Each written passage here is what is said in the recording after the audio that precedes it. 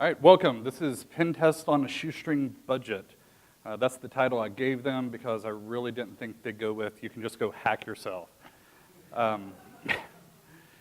Today I'm going to be talking, I guess I should tell you who I am, right? So I'm Grayson Walters. I go by Random Thoughts on Twitter. There's nothing out there other than pictures of my kid doing fun things, so you can go look if you want. I'm with the Commonwealth of Virginia now. I used to be with a consulting company here in Richmond. We did Pentest and HIPAA audits, gap analysis, risk assessments, that kind of stuff. Worked at Homeland Security before that and was Navy prior to that. So let's talk about what this talk is and what it isn't. If you don't know this, you are in the business track room. If you're looking for some uber elite hacker technologies that are going to come out today, you are in the wrong place. You missed the presentation yesterday. That was the PowerShell obfuscation presentation. That's the one where you got that kind of stuff. I'll sprinkle in a couple technical details for you, but this is really more about making a business case for doing a pen test in your organization and why you should do that yourself instead of paying an outside firm to do it. You should get some takeaways. First off is how we can go do this, how easy it is to go do this, and why. Some arguments, business cases as to why you should be able to do this in your environment. Hopefully in your day job, you'll pick up a tip or trick that you can go back and put into practice right away and start seeing some value at a very low cost point. So we got to figure out what we're trying to accomplish. And a lot of times when I hear pen tests, I hear people talk about pen tests and vulnerability scans or vulnerability tests. There's a lot of confusion with the terms. So for me, a pen test is about a specific goal. You're picking what you're trying to do, and you're going to go do that. Daniel Meisler did a great write-up on this. Go out there and check his blog. With the vulnerability scan, you're actually trying to get an exhaustive list of all the different vulnerabilities that are in your environment. It's a great goal. That's something you can go out there and find and hopefully scans and get some manual information and help you figure out what you should go attack. But it's really not going to tell you, can somebody break into my customer database? And that's what we're here to talk about today. So before we can even get into the pen test, we've got to talk about your priorities. Do you know what's on your network? Do you know what software you have, what versions it is? Are you patching that stuff? If you're up here saying, no, well, you probably need a vulnerability scan. Or talk to Jake or somebody else from RVS about VulnDB. So that begs the question, should you even be listening to what I have to say? I think so. You probably shouldn't, but you've got too much work to do. But let's do it anyway. And if you are in the place where you don't know what's on your network, you don't know what patches are happening, you don't have your vuln test, sometimes a pen test can help you say, see right here, this is why we need to do those things. And nothing says it better than handing the CFO his social security number that you found on the internet. It works really, really well. So, try not to do that. Yeah, but if you need to make your point. So I'm going to talk about complacency here, and this is something, Miko, yesterday, keynoter, he says a lot that nothing becomes more temporary or more permanent than the temporary installation. And that is so true. So yesterday, I'm sitting here, I'm listening to Jake do his talk, and I was working on some emails on my laptop, and a friend of mine sitting behind me taps me on his shoulder and says, yeah, I just cracked your Wi-Fi password. And I was like, what? He's like, yeah, this is you, right? And I said, crap, yeah, that's me. And it's because when I set up my Wi-Fi hotspot yesterday to do this one thing that I needed to do real quick, I said, one QAZ, yada, yada, and he's like, yeah, cool. I grabbed an auth packet and it was in RockU. It took like 2 seconds. And it made me realize how many times have you given permission as a security person to somebody in your organization to go do something temporary because, yeah, I know it's today, they're going to do one presentation, that person's going to come in, and then it'll be done after that. Who follows up on those things? Who's going back and removing that stuff? So that was kind of, instant feedback to me that it can happen to anybody. I mean, I've got 20 plus years experience in IT and security, and it took seconds to grab me. So, what hope do we have for the CTO or the CEO, CAOs of organizations? So one moment you're fine, next moment it can go horribly wrong. So why a do-it-yourself pen test? I mean, there are a lot of companies that you can hire and come in and do a pen test. Or you can do a bug bounty program. There was a good talk yesterday about cost-benefit analysis of paying for a pen test or paying for a bug bounty program. And if that's the direction you're going, there's a lot of value there. But with a third-party pen test, you've got to ask yourself, am I going to pay somebody $50,000, $85,000 to come and tell me, you're not patching your software? Well, yeah, I knew that. Well, why'd you hire me? Right? So go ahead and pen test yourself. I'm not saying don't do the third-party stuff, don't do the bug bounties. Yeah, you want to do that. But go ahead and do it to yourself first, and then when you bring in a third party, you can say, here are the results from our pen test and what we're working on. These are out of scope. Go find something new, and give them something to earn their money. Problem with do-it-yourself pen tests, you've got to separate yourself from what you know. You know that that password on that Wi-Fi device in that conference room that nobody ever uses is let me in. You have to go after it, and you have to make that a finding. And then you have to say, yes, I know I was the one that set it up, but it was dumb, so we need to fix it.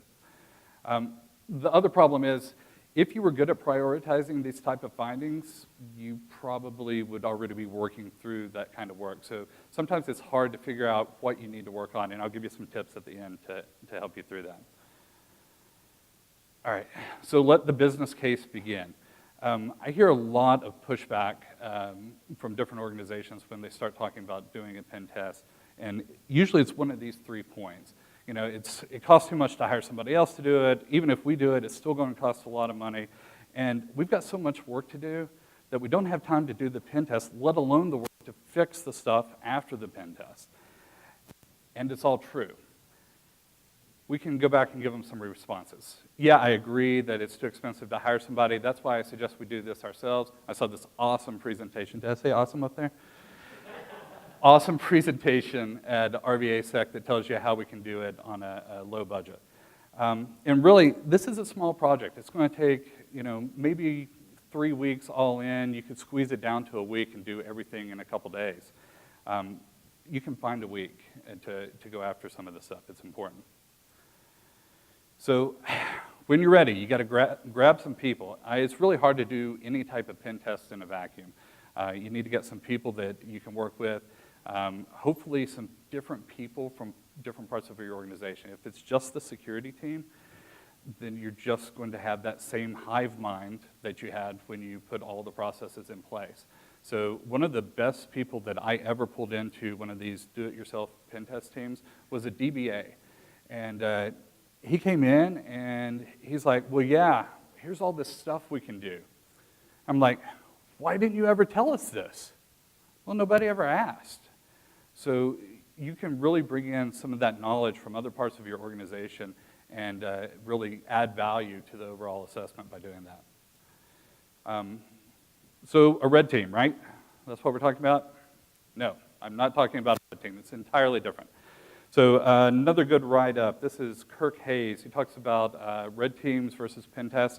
And I don't know if he originated the idea of ninjas versus pirates, but it's a pretty good analogy. If you need somebody to go ransack a village, be noisy about it, and steal some gold, yeah, bring a pirate.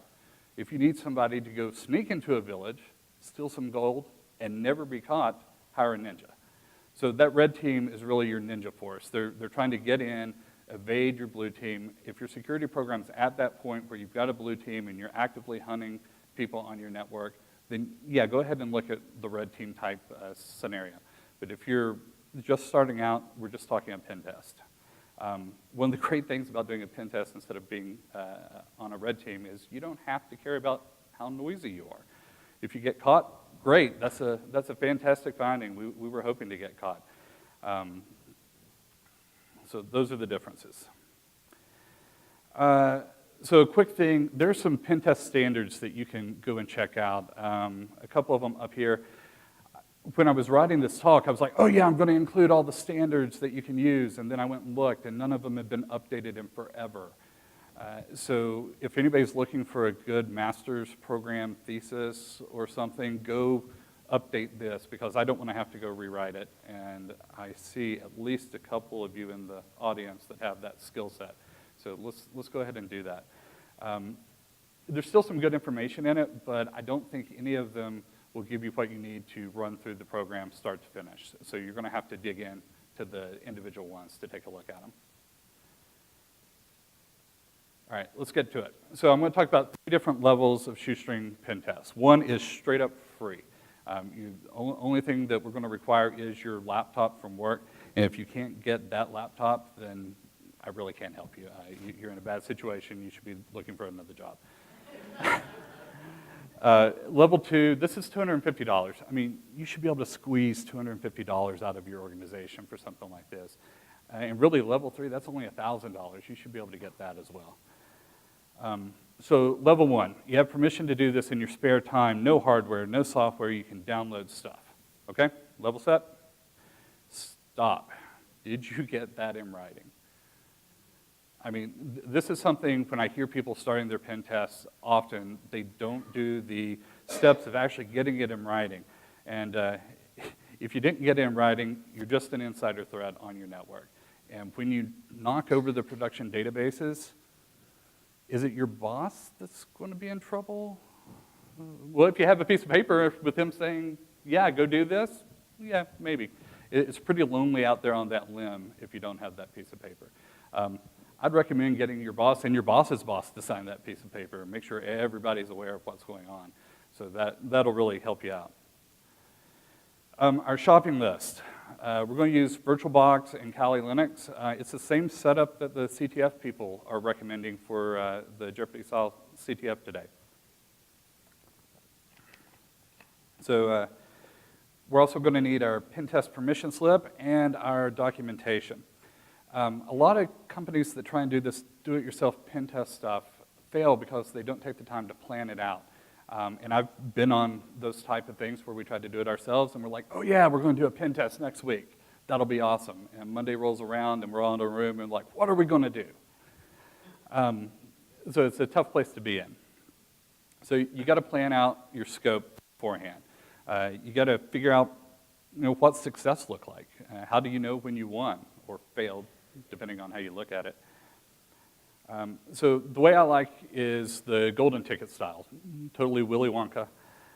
So you go through and you say, these are the things that would be a golden ticket. If we get it, then that matters to our organization. I threw some stuff up here. Yours could be entirely different, but spend some time before your pen test and decide what are those things that you care about in your organization and would be bad if it got out into the public.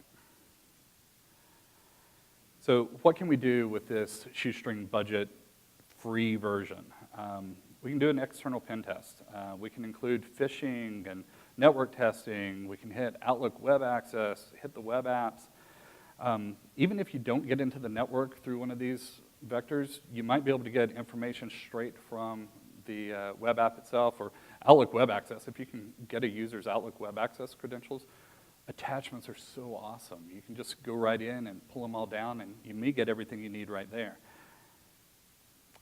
So this isn't a Kali deep dive, but here's some tools that you could use from Kali to do this kind of thing. Use Harvester, grab all the email addresses. MetaGoofil, you're going to grab all of the usernames that are hidden in those Word documents that are on the website that have been up there forever. Use Set for your phishing exercises. All this stuff is free in Kali, and it's pretty simple to set up. There's 1,000 tutorials on it on YouTube, and it's pretty easy to get going. So I said this is not a technical talk, but this is one cool technical tip that you can go and do. So Black Hills Information Security did a pretty cool password spraying script that works against OWA. So basically all this is instead of trying to crack one user's password by trying over and over and over again, you try and crack every user's password one time. So you do something like, I don't know, summer 2017 exclamation point, and try that against your entire user base. You do it 7 days in a row, try June 2017, exclamation point, you're going to hit a percentage of your people, especially if you know that the help desk uses a particular password. If you're using two-factor authentication on Exchange, fantastic, good on you.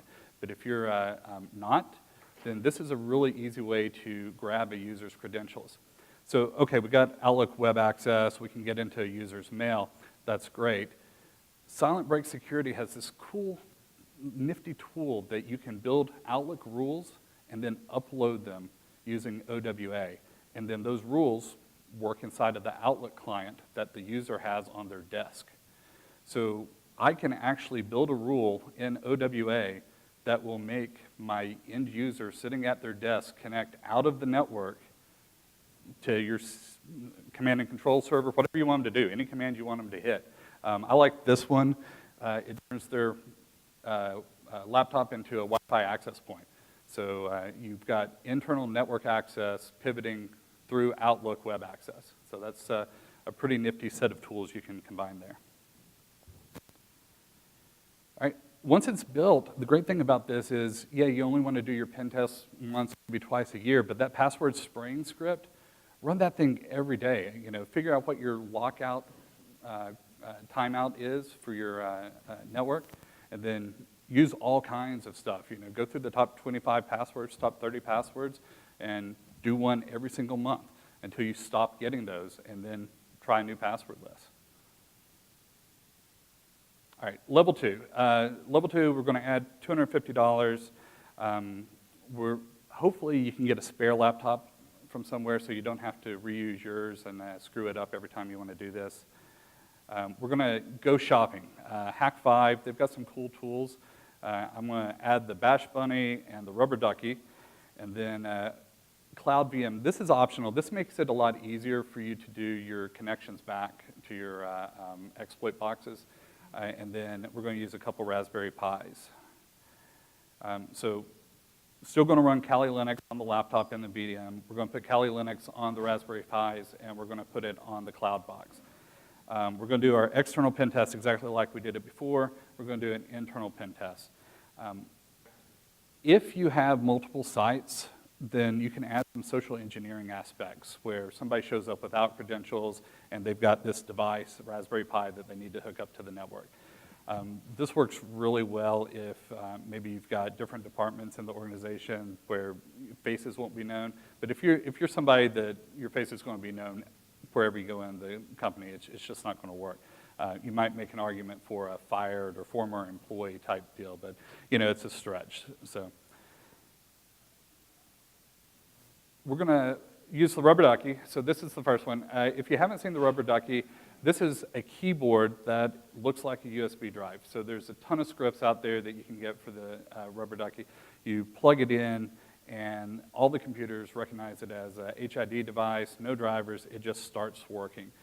So you plug it in, a couple seconds later, your script starts running. So something like start, run, CMD, and PowerShell connect out to your cloud server that you've set up.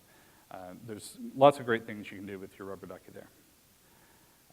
The Bosch Bunny, this is kind of a new tool that they just released, and it can do everything that the rubber ducky can. It's a little more expensive, but it's got this added feature where it's got a network card on it with a really high threshold rate. So you can plug it into a locked Windows computer, and Windows will say, cool, new network card. Oh, it's really fast. I should route all my traffic through it. So if there's already a browser session open on that locked computer, it'll start pumping out all that traffic through the Bosch Bunny, and you can start collecting that stuff. So you can actually set up a web server on the Bosch Bunny and have it request credentials and still hashes straight from a locked Windows machine doing that. So there's some cool videos on Bosch Bunny. The scripts are all open source, so they're out on GitHub. There's a bunch of them out there. Credit to Rob Fuller. He came up with the idea of that lock thing using a different tool. And then we're going to use the Raspberry Pis because they're super cheap and you can run Kali Linux on them. And if somebody finds it in your environment and breaks it, it was $30. So move on, buy another one. primarily, we're going to use this for Responder. If you've never looked at Responder, go look at it.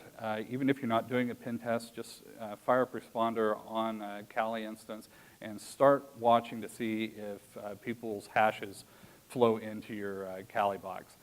If it does, then you need to go do some research and get that stuff turned off.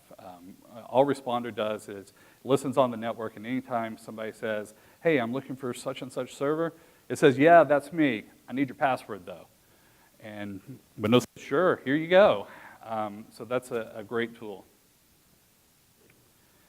So our level 3, how am I doing on time? Oh, I forgot to start it. All right, level 3. So we've got some dedicated time to actually do our pen test. We're going to use $1,000, same rules as before. We're going to add Burp Suite Pro here. Burp Suite Pro, if you haven't used it, is a web app tool. There's a free version, but it's really limited to how much work you can do in it. $349 for a license. You can really start diving into your web apps and manipulating that information on the back end and seeing what your developers were trying to do, seeing what they actually did, and start tinkering with that information. We're also going to add the Hack 5 Elite Field Kit. And that gives you another bunny, another ducky, and then you're going to get a pineapple and a turtle, and I'll talk about those in a second.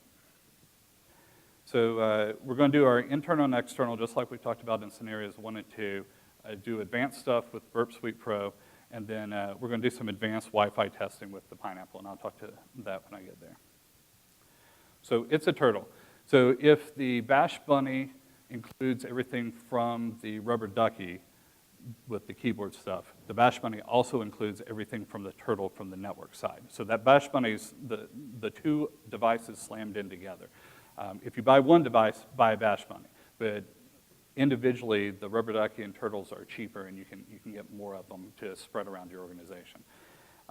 So you can also do some cool stuff with the turtle, like a hardware LAN tap. So you can sniff every piece of traffic that goes across it. It's got a Cat5 jack on the back. So you walk into somebody's office, unplug their network cable, plug this into USB, plug the network cable back into the turtle, and you've man in the middle everything that they do at that point. You can have it forward all the information out to another device, Netcat. There's all kinds of fun stuff you can do with it. Wi-Fi Pineapple. Now, the Pineapple's been around for a while, and I think they've given one away here the last couple of years. This works a lot like Responder, but for Wi-Fi networks. It's when you turn on your laptop and it starts looking for a Wi-Fi network, the Pineapple says, yep, that's me, give me your password. And so you bridge that network and you start man in the middle all of the data that the wireless laptop is trying to transmit. All right, so building your schedule. If you've got the time, you can really do this in about 3 weeks total work effort. Week 1, it's going to take about a month to do. You're building out your plan, you're getting your permissions, you got to go order your parts, you get your Raspberry Pis in, you build your Kali image, get it on the Pis, test everything out, build your cloud server. So there's a lot of work there, but it's kind of spread out over a month.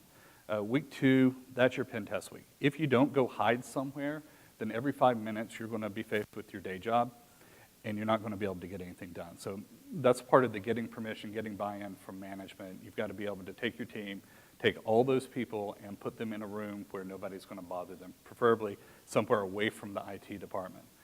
And week 3 is report. And here's the place that a lot of people fail.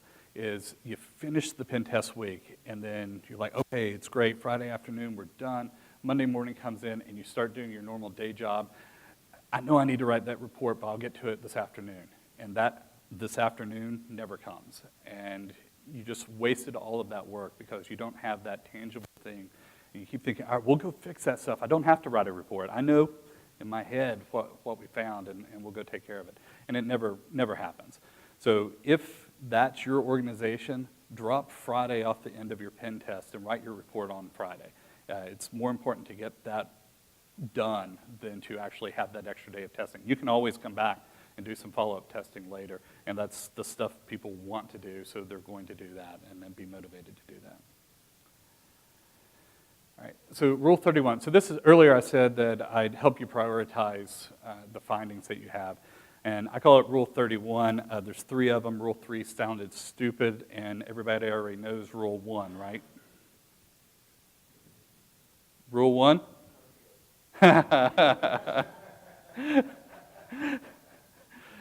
In the event of a zombie apocalypse, you are absolutely right. I was more thinking about get your permission slip. Yeah. All right, so we're going to pick the most critical issue. That's the thing that when you found it, you were scared. And you were really thinking, oh my God, did we do this? I cannot believe this is out there. Has anybody else found this? That's the one you care about. The next one, you want to pick something that's super easy to fix, but it's non-trivial. It's probably a medium finding out there, something that you can take care of right away, and you can show we did this pen test, we fixed this thing, and it helped us. And then the last item is most visible issue. Now, this doesn't necessarily mean most visible issue to your end users. So if you find something and the fix is we're going to change the password policy so the end users have to change their password every 30 days, you're not going to make any friends, and it's going to be bad. So we're talking about a visible issue that is something that is up in front of the technology organization, up in front of senior management, and tangibly they can see that you've taken the pen test efforts and turned it into a fix for security. If you can get 2 out of 3 of these done, then you're doing pretty well. A lot of times it's hard to get all 3 of them. So the bottom line, there's a lot of stuff that you can just do within this pen test framework to strengthen your organization without putting a lot of effort into it. I mean, $1,000 isn't a lot of money. I mean, you should be able to scrounge that up. If you can't, $250? I mean, for an organization, for an organization. If you can't scrounge up $1,000, do the $250. And if you really have 0 money, then still make the case and go do the free test. All right, I think I've got some time left, right? 22 minutes. Fantastic, that's 10 minutes a slide. So I worked on a special project not too long ago. It was sponsored by Office of Director of National Intelligence and Homeland Security. And basically, what they were looking for was an output to help small and mid-sized businesses figure out how to do cybersecurity. There's a lot of these small businesses that don't have an IT staff and they don't have anybody looking at it. And the PCI problems that are happening there, those small businesses are the ones that your organizations are using because they're hungry. The small businesses are giving you low quotes and they're coming in and getting access to your networks and you're giving them your data. So we're trying to help those small businesses figure out how to take care of things. So we had a bunch of partners working on this one. You can see them down there, different organizations that helped out. And what we came out with is a brochure that you can actually post up on your wall and see a path of cybersecurity. We kind of did the game of life thing, showing you through the steps. It goes through the 7 steps of preparing all the way through to the end. So this is a document that was put out at InfraGard and MSISAC, so you can get it from both of those locations. You can get it off of my website that I just created last night because I thought I needed a website to host this document. So you can find that through my Twitter feed. So that's my talk, other than to say, Miko, if you were here, that's not a floppy. So, questions?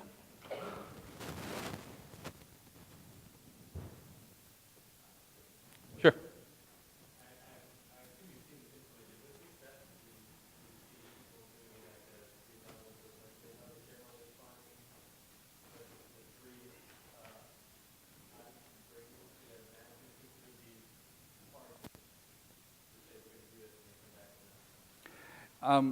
I have never seen any pen test fail with 0 findings. I mean, you're always going to find something. I've seen it within organizations where it's really tight. It depends on the scope. If you really narrow the scope down, then you kind of handcuff yourselves. But if you leave the scope pretty wide open, come up with a bunch of different golden tickets, then you can find a lot of value there. Organizationally, sometimes the social engineering and physical stuff, if you get into that, can completely wipe out all of your technology findings. So you'll say, you know, for example, we have this critical technology finding that we're really worried about, and over here somebody was able to get past the receptionist desk and they got caught a couple moments later by a security guard. And then you go to talk about this, and all the questions are about, well, what happened? You know, did the receptionist say anything? You know, were the security guards called? It was like, yeah, it was fine. You know, they got 2 steps and they were done. And you know, it can completely derail you. So you might want to watch out for the physical security stuff. It can really impact your, I guess, shade your results in a way that you don't want. Answer your question? Sure.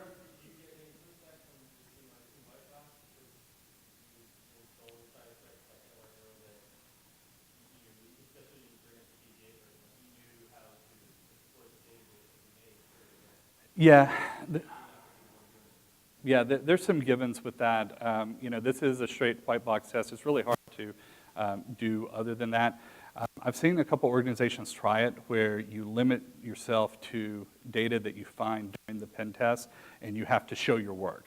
So you know, it's like, okay, I started out with a blank Kali install, and I, you know, checked the DNS records, and from the DNS records I got these servers, I checked Shodan, I got these IP addresses, took all that information, went and found the server, found an exploit, a SQL injection on this web server, got here. And so you can do it without, you know, the white box stuff, but you have to maintain a lot of rigor around that to enable it. But there's still value in white box testing. I mean, you know, some people are going to say, well, of course you found it, you knew it was there. But those are the findings that you put over here in this bucket and say, here are the things that we knew were problems and we validated, yeah, it really is a problem. And here are the things we didn't know were problems that we found during the test. And that kind of helps cut that question off at the knees before they even start asking it. Yeah.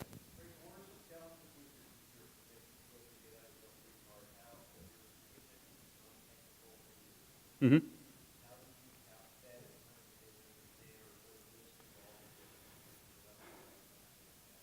So I like to do, I call it a fact sheet beforehand. So it's a 1-page, both sides, that says, this is what we're going to do, this is why we're doing it, these are the risks that could occur, this is why we're doing it, the time we're doing it in the business cycle, so that if we do knock over a database, it'll have a lower impact to whatever. And basically, you give that to them with the form and answer any of their questions at that time, and that really seems to help. Right? Yeah.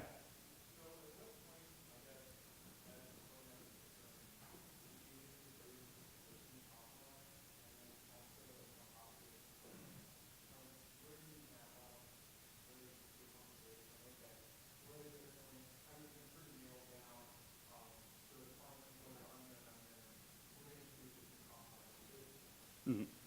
So assumed compromise is really super easy if you've had a recent phishing attack and you know somebody clicked on it, because your senior management's probably going to hear about any of those that had any impact whatsoever. So they'll understand what a phishing attack is. Hopefully you've informed your senior management what a phishing attack is. So when you say, we're going to do a pen test and we're going to see what would happen if we get another phishing attack like this, assume compromise from that point forward. I've seen them done that way. The assumed compromise, I've seen it couched as insider threat. Say we want to know what a person on the technology team can do. We want to know what a person in the contact center or customer contact center can do, and come at it from that direction. Say we're not assuming that they're a bad guy, but if they got hacked, then it would look like them doing these things, and we want to know what they could do that they shouldn't be able to do. That answer your question? Cool. Anything else? Great. I've got 15 minutes to get back to the CTF. All right. Thanks, everybody.